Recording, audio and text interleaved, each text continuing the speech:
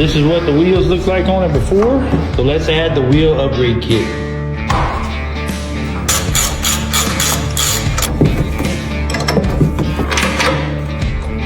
Right in the middle, there you go. Oh yeah. Got a 14 millimeter.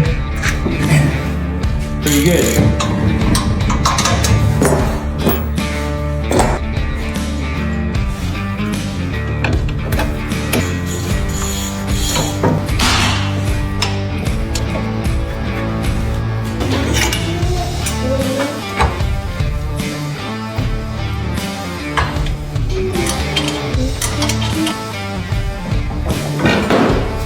So that's the kit.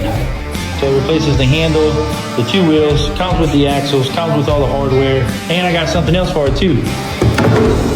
There we go.